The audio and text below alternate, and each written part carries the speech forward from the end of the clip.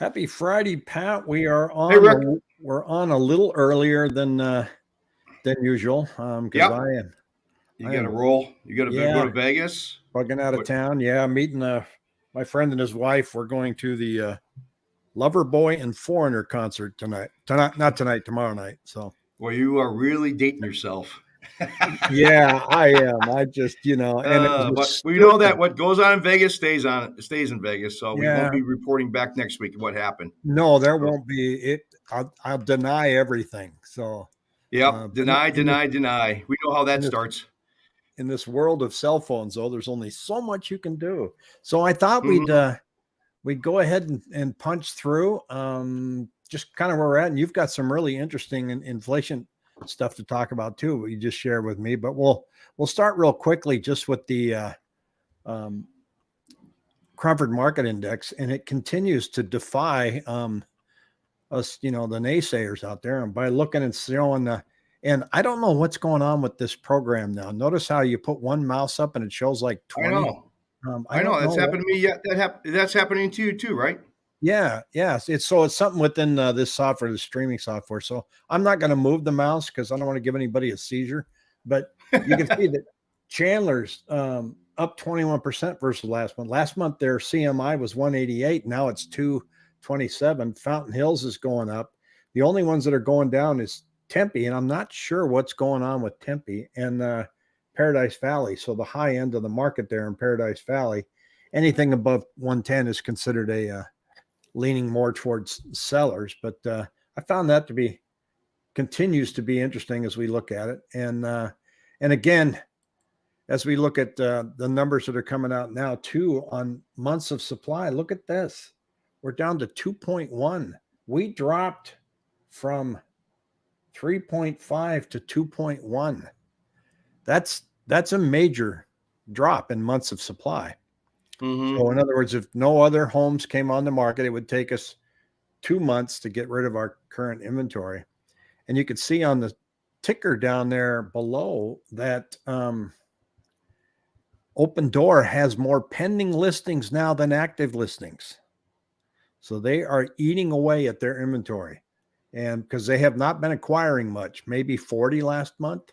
So they're, Hmm. they're getting out from underneath this stuff, but they're not making money. And there's an interesting article here on commercial real estate. And basically, I like that term. Fed didn't throw in the Powell. But so commercial real estate is not financed as long term as residential real estate, and a lot of their leases are coming due, and the people that own the buildings, if rates remain high and they reset, some of them are going to be in trouble. And you look at Tempe Town Lake, two of the largest commercial buildings down there are Open Door and Carvana. I mean, what's going to happen if anything happens to those two guys? And so Hmm.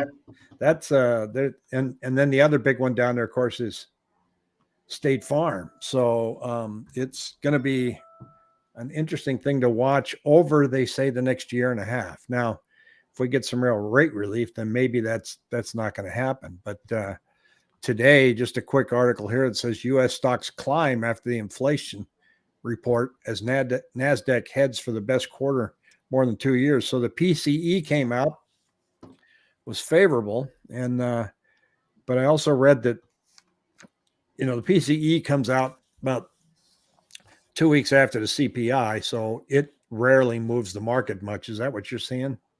Yeah, I mean it's more of a subdued. Yeah, definitely. I mean today, yeah, I mean we're definitely seeing a, a quote unquote quiet day. I mean we got the 30-year Treasury 5.5 coupon up 9 basis points. The U.S. 10-year Treasury is down 5 basis points to 3.5. So as you're seeing right here, these are rates actually. It's not price. So we're seeing some stabilization since about actually what about March 14th. The last couple of weeks we've seen a kind of a base you know in the rates and the PCE number came in okay. Obviously, Barry is basically saying that it's still, I mean, driven by shelter costs. But he says how long before those shelter costs start to kind of slide down a little bit. And basically the year over year index went from 5.3 to 5, 5. So I mean, he said the shelter costs are still kind of stubbornly high, but he said the Feds, if you think about how the Feds kind of played out you know, their story, back, a couple of years ago, they said inflation um, is just transitory. And then remember when they said inflation is good for the economy? You know, Yeah, yeah, yeah. you start to see those comments, and like I said, Barry's just been beating up these guys, and rightly so. um, and he said they didn't pay attention to the real time rents where they're going up, and he goes now they're not paying attention to them when they're kind of starting to kind of be a little bit subdued. And he said Yeah, we're we're looking not at we're the not past seeing data. rent. We're not really seeing rent go down, but we're not seeing it go up either. So Yeah, that's kind of what he's meaning is that they're still looking at past data. You and I mean, we're talking about the Feds, and I want to take a quick couple minutes. I started talking about this, a couple weeks ago before I really read. I think I was talking about a couple months ago. Remember, I was talking about the Fed, the 2% target. I just think it's really, to me, it just felt like an arbitrary number. I got an interesting piece that I pulled from Barry, so if the viewers can bear with me here. This kind of, and you were kind of shocked by this when I read this to you yes, here. Just yes, so bear with me here. I'm going to read this. This is verbiage Barry had in his thing a couple days ago. He goes, the Fed has a 2% inflation. I'm going to try to summarize it. And I'll try to sure. read slow but quick. The Fed has a 2% inflation target for a long time. Where did it come from? Here's a story that was quoted in the New York Times. Behind closed doors in a pivotal 96 FOMC meeting, Greenspan said the goal was price stability. The transcript of the meeting shows that he defined the goal as price stability, where expected changes in general price levels do not effectively alter business or household decisions. He goes, in that crucial 96 meeting, a distinguished economist and Fed official named Janet Yellen, who I think we know, now the Treasury Secretary, pressed Mr. Greenspan to, quote, please put a number on it for his estimate of price stability. The transcript shows that he said zero was a proper target for inflation if it was measured correctly. But it's difficult to measure inflation accurately, as everybody acknowledged. So Miss Yellen said, quote unquote, improperly measured, I believe that heading toward 2% inflation would be a good idea, and that we should do so in a slow fashion, looking at what happens along the way. The other Fed members agreed. The 2% target became enshrined in the Fed policy through only a clandestine way. Mr. Greenspan did not want his hands tied. Quote unquote, I will tell you that if the 2% inflation figure gets out of this room, it is going to create more problems for us than I think any of you might anticipate, he said, according to the transcript. And Barry goes on to say, it's almost as if Greenspan had a crystal ball, as if he knew that if it got out that the Fed 2% inflation target, they would be responsible for it and be married to getting inflation to that level. Part of the reason the Fed got us in this mess is that inflation was too low for too long and well below their target. So they had to try to heat up the economy. Remember, like I said, when they said, inflation is good, blah, blah, blah. So they're okay with inflation running above 2% for some time to average 2% over the long run. And he goes, boy, did that backfire.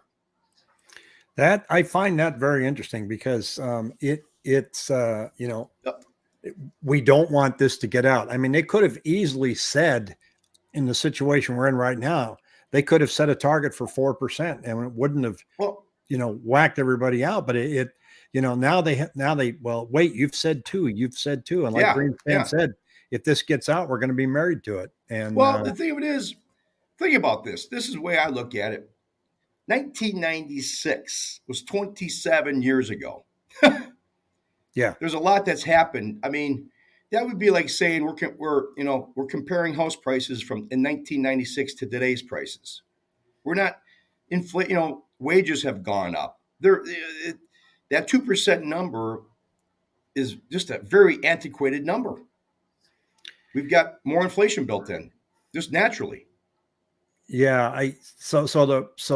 looking at the Fed now. So you're looking and going, well, do we think that because they're going to have to do something because the banks are really in a squeeze right now. So there's so much stuff going on that tells the central bank that going up now is probably not the best play because it's putting the squeeze on the banks. It's going to really continue to hurt the economy. Yet we don't want to overheat housing. I don't. Maybe some people do. But are they going to But come out and go, I think we're going to have to be okay with a target of 4 now and maybe 2 later. yeah, I mean, it's get off this, this number. And, I just don't believe the feds can have as much. Yeah, they can have a direct impact in interest rates, but they're trying to control the housing market, which is a totally, they just can't do it. We are, it's been proven that based on the demographics, the baby boomers, the generations that's coming up, they're having babies. They can't control the supply and demand. I mean, the supply. We're just short supply.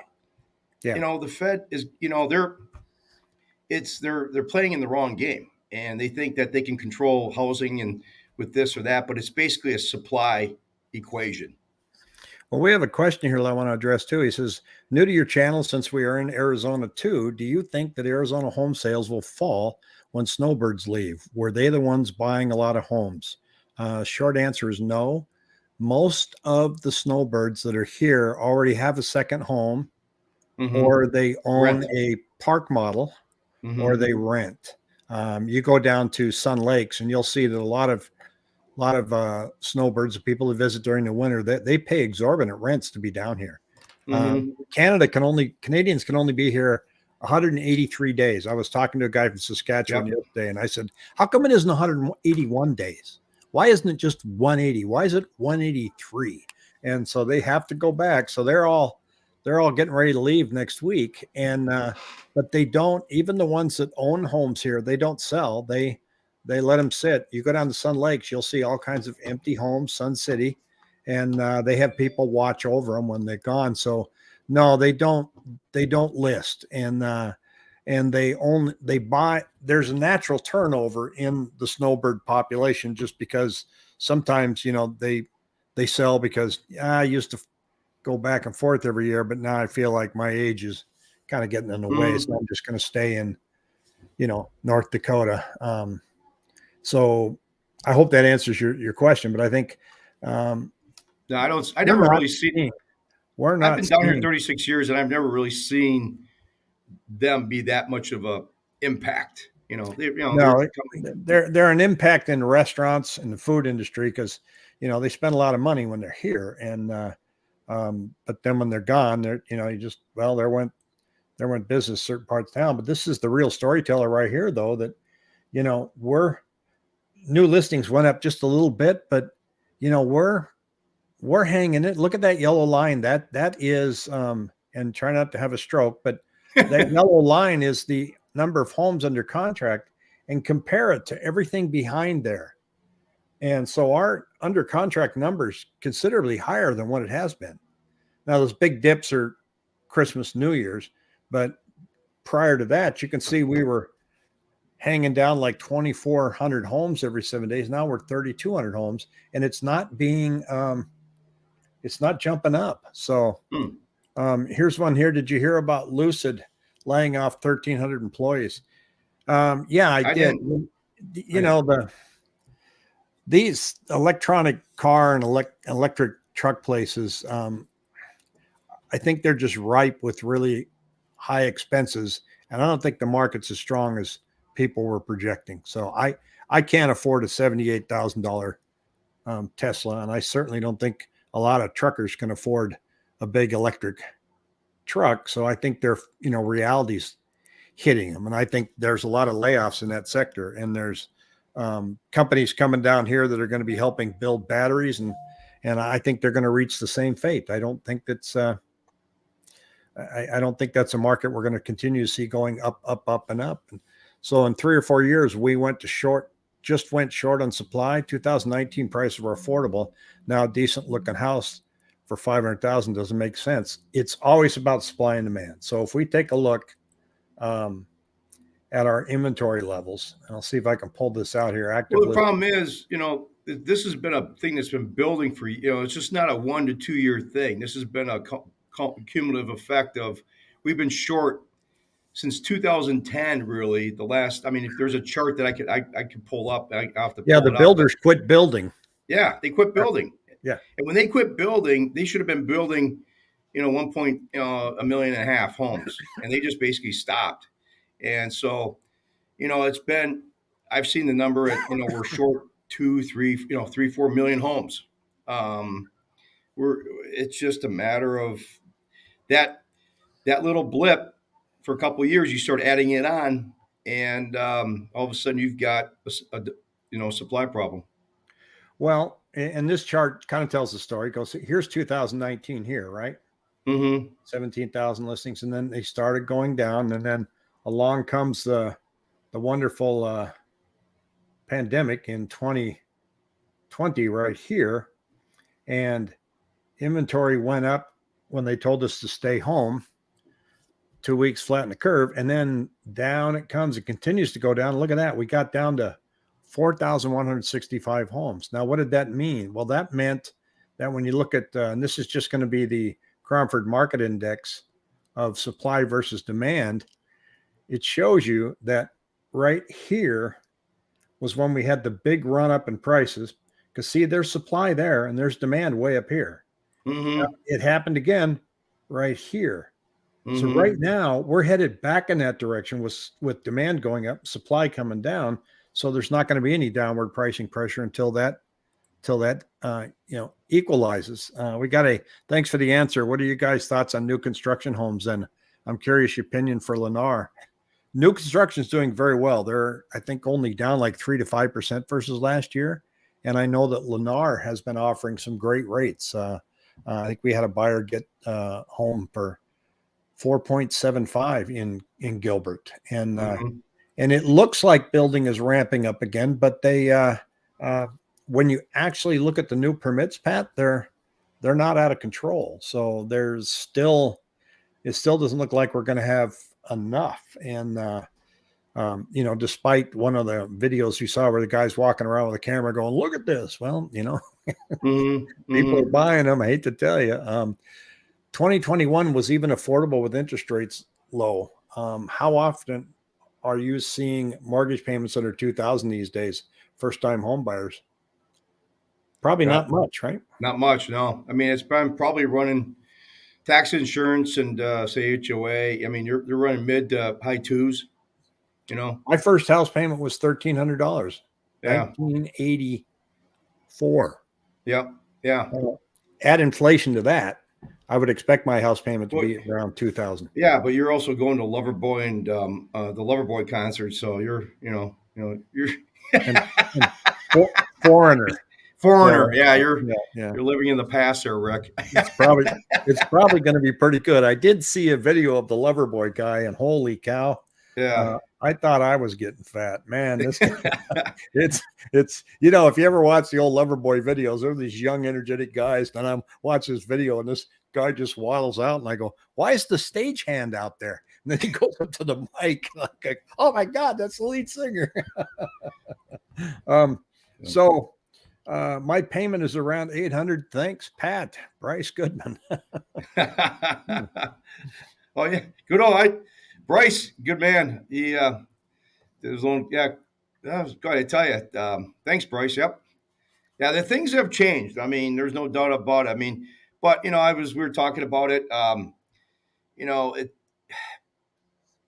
Talking about how he said Bryce. Yeah, Bryce was a great guy. He got in. He was very attuned to real estate down south. So, thank you for the shout out. But it's amazing how people. It's really just being positioned to be able to buy. I mean, the ideal situation is two incomes, relatively low debt. I was at a memorial service for a buddy of mine who passed away from a massive heart attack last week, and we were talking finances and homes, and we were talking about how people can't qualify. And it's like, there's just a lot of people. And I understand people go and buy $50,000, $60,000 cars. Like, you said, the $70,000 car, but then it comes along with an $800-900 car payment, $1,000, $1,200. And then all of a sudden you got two car payments like that. It knocks a lot of people out. basically two good incomes, relatively low debt. You know, a lot of people are paying rent of what, $2,000, $2,500. So when they say my mortgage payments say 3,000, they're not as shocked anymore. Well, and then the comment here it says is able to get a 4.9 rate. However, how are they able to afford this when regular homes don't even want to fix their houses? A lot of the resale homes will fix up their homes. But some of them, and I talked about this yesterday, that there's a lot of people haven't got the memo yet that real estate sales right now are not bleak and they're not dead. And so some of the buyers have lofty expectations, and some of the sellers are pessimistic because they don't think they can sell their home. So Yep. they're actually more willing to make repairs. But then it all depends on neighborhood by neighborhood. Like the Mm-hmm. closing that we have that's supposed to record today. They asked for absolutely everything, and we just about walked away from it. I was pretty mad at that one. Yeah. Yeah. In fact, I told the agent, "You make me go back to my client and ask one more thing, we're just going to cancel it." And so, so we got. Well, he's where at? I'm out at Eastmark. I can throw a Yeah. rock They're at you. talking back and forth to Uh, each other.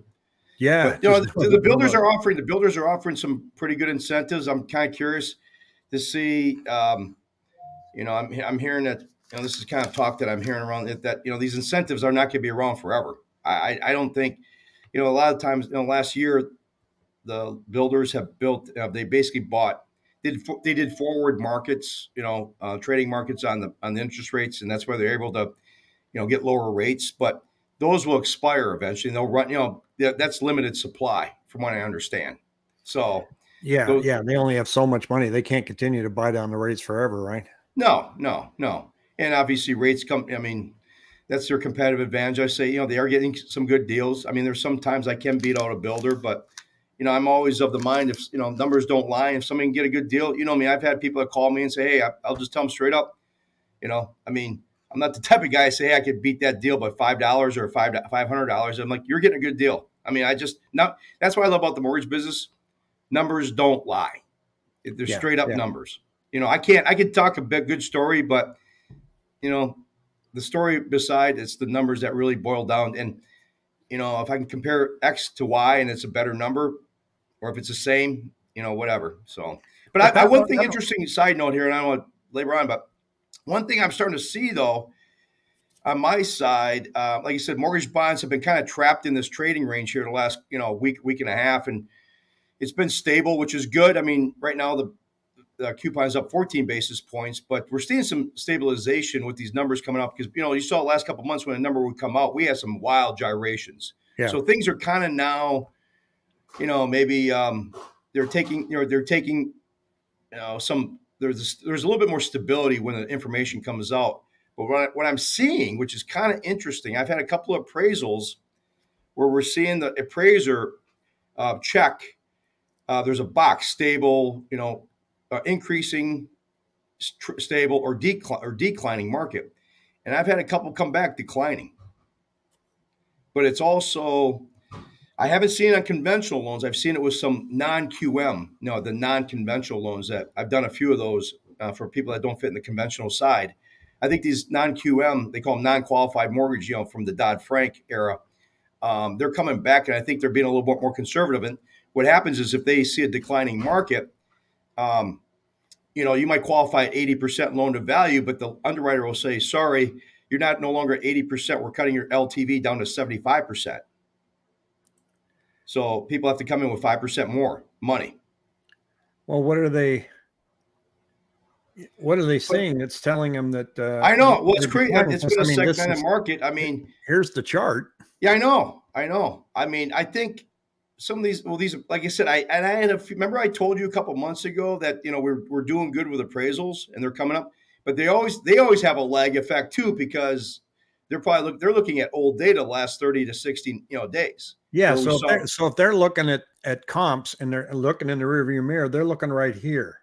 Yeah, yeah, And yep, so they say, well, everything I looked at's gone down. It's gone down. yeah. Well, today, we're going back up. So they should be saying stable. Yeah, I mean, but that once again, it just goes to show you how old data gets you in trouble by looking at it, and that's what I just saw a couple appraisals come in that they said they had the declining markets checked, and me and a couple other loan officers were shaking our head because we're saying it is a very segmented market out there. Because we saw, I saw a house, agent was talking to me, he said there's 40 offers on a house in Anthem, and then you got other houses where there's one or two. So, I mean, Well, I was going to show this to you, Pat. I don't know if you've heard about this. I know there was little rumblings about it last year, but it's starting to ramp up and get serious. But Commission's lawsuit granted class action status. This is the Moeller versus National Association of Realtors. Have you heard of this? I mean, is that the real estate agent? There's consumers suing the National Association of Realtors and several large brokerages such as Keller Williams. I'll try to roll this into a little ball. What's going on? So when their argument is the seller pays both commissions, so they pay their commission to list and they pay a commission for the buying agent, right? Mm-hmm. And they're saying buyers should be able to say, well, how about if you don't, we should be able to negotiate that buyer commission as a buyer. The seller can negotiate their listing commission. That's fine. And but as a buyer, we should be able to negotiate that commission. So let's just say that the buyer's commission is 3%. These buyers are saying, well, I would like to only pay 1%, and then therefore the price of the house can be lower. Right. And Mm-hmm. so they're saying, well, they want more transparency. So there's certain boards and associations that are making it, and Zillow's starting to do it now too. When you look and go, oh, look at this house, they're listing what the buyer's agent commission is listed to be. And so it could, nobody really knows how this is going to shake out. So there's pros and cons both ways, but you could end up with the whole real estate industry just really changing dramatically. Because you imagine right now you're trying to qualify people for a loan, and now you got to kick in that real estate commission too.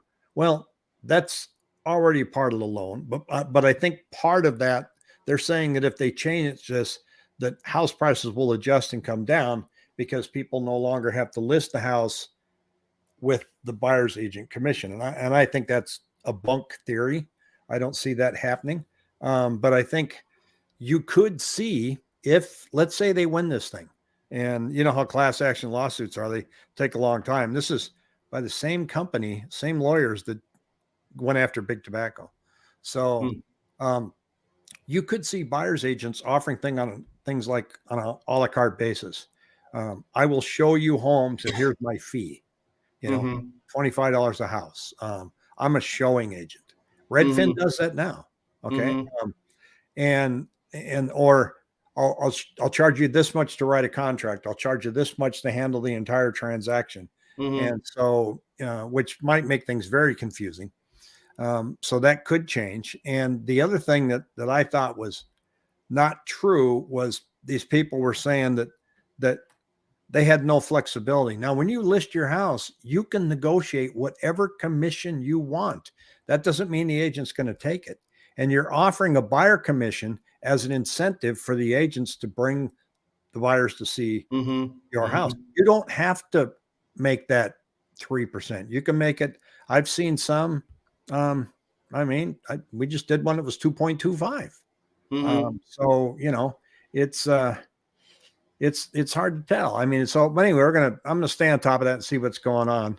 I'm staying out of that one. I agree. No unexpected repairs likely for many years on new homes. Well, I think going back, I'm going to just put a shout out to, not to pat ourselves on the back, but we obviously closed on a deal today. Mr. Terry out in Maricopa, but I'm just going to briefly touch on that. But, to go to that commission real quick, and I'm not going to, sit there and toot our horn for it. But he said, hey, you and I work great as a team. Make a long story short, it was an open door property that was listed since August of last year. And the client was like, hey, he called me in August back in Chicago last year. He goes, hey, I'd like you to get me a pre-qual out. But I go, okay, I'll get out to you right away. He goes, no, take your time. Take your time. This house is going to be on the market. Remember that this was the craziest transaction. This house was listed back in August. They listed for what, 570? They dropped it down. And he said, oh, boom. We kept going back. Then he put a contract out. They didn't accept it. Then they relisted the. I'm summarizing it, but they Yeah. relisted the house for 485. He's like, there, it's not going to sell. It's not going to sell. Sure enough, it didn't sell. He basically, you and him worked well together. Just like I remember him saying, Rick called the agent and said, you know what, they didn't agree to the coming down price. He goes, well, then we'll see you in July. And and then they did accept it. But I guess my point being is, you guys, we all work together as a team. He said, he even said to me last night, he goes, man, you and Rick work together great as a team, just trying to get everything, kind of coordinated, which it worked out great. But he was tickled. But point being is that you were very instrumental in guiding him in where to go. You weren't pressuring him as far as, hey, let's put a contract out there. Let's, you just kind of, Well, you gave him. he knew the market, Pat, and he knew Yeah. what he wanted. And that's what he said. He goes, And he I had a like, and strategy. he mentioned it to me. He goes, I was informed by you what's going on with rates and stuff, and I was informed by Rick, and then I made a decision. We all kind of worked together as a team to nail it. I mean, we did it. It went pretty damn well. That was, I'm going to chalk that one up as the most fun transaction all year, just because this guy is such a kick to work with. And we'd be on the phone for a half an hour just playing what if. Yeah. What do you think they're going to do? I don't know, but let's, but we can walk away from this. If we don't get there, we know it's going to come back on the market. And you didn't pressure him, say, hey, we got to get this contract in. And because he went through 5 other agents before he goes, oh, Rick was a fifth agent. And he goes, yeah, he was great. He worked with me. And, the great thing is he got the house for 445, but it appraised for 470. Yeah. Yeah. She came out well on that one. Yeah. Hey, Stephanie here has a comment. She goes, well, the customer service levels reduced significantly for the buyer and seller. Part of the commission paid is eliminating need for a property lawyer. It probably would go down. I think a lot of agents will just leave the industry if they can. Yeah, they just leave. Really, when you look at, we get beat up on commissions all the time, but if you look at how many hours you put in, how many miles you drove, how many expenses you had, what you had to pay the broker. I pay a transaction coordinator $400 to keep the files straight. And then you've got your taxes and you divide it out by the hour. I'm probably better off going back in the grocery business. And Keenan here says, you guys have any advice on what day of the week is best to list a home? And I think Thursday or Friday is best. Gives people a chance to look at it on Friday with their agent and make weekend appointments. Monday's kind of slow. People are too busy. Monday and Tuesday, people are busy doing other stuff. And then on closings, we touched on this yesterday. If you're occupied, if that house is occupied, make the closing on a Thursday. Because if there's a delay, and there's always huge potential for a delay, and you have to delay it by a day to Friday, that's not a problem. But if you make the closing on a Friday because you want to move on the weekend, before the weekend, if there's a delay, now you can't do anything till Monday. So I vacant house, who cares? And on our end too, if you can make it middle of the month or the first week of the month, first, second, third week of the month versus the last month of the day, or last day of the month, because every person in the world usually closes the month end, Yeah. And you got title companies that are busy, and you don't get quite you get jammed up. I mean, typically the third week of the month is a good time middle to third week of the month or beginning of the month after the month end rush. So. I am Daniel. Hi, Daniel. I am Rick. I really want to buy a piece of land, but these rates are ridiculous. I might take the hit and pay the extra $100K of the listing price than it was 2 years ago. So let me read that again here. I might take the hit and pay the extra $100K of the listing price than it was 2 years ago. So you're saying that 2 years ago it was $100,000 lower than it is now, and you might go ahead and do that. I'm no expert on land, so land is out of my they call it area of expertise. But Yeah. So going and, Gustavo here saying, I could see a decline like November, December, and rates hit 7. What if they don't hit 7? Yeah. Then I don't see a decline. In fact, everything's pointing that we're not going to see rates hit. So even if they go up a quarter of a point, I don't know if they're going to, and we're just guessing. But so far, the tea leaves are showing that things look like they're going to be lower. So, don't fight the Fed, but the Fed has to sit and go, don't kill the market. Yeah, exactly. Exactly. So, well, Pat, I'm going to let you go. I know you got an appointment. You got to head Yep. out, and I've got to go see if I have any 70s clothes to wear. And Yeah, pull out that leisure suit and those silk shirts there. You'll be ready to go. and I've already withdrawn my gambling money, so I'm ready to Yeah. go. Oh, So, there you go. Whew. You go. All right. all right. Golden Talk to you Nugget, soon. here we come. Golden Corral. Thanks, All right, buddy. everybody. Have a See you good one. soon. Have a good weekend.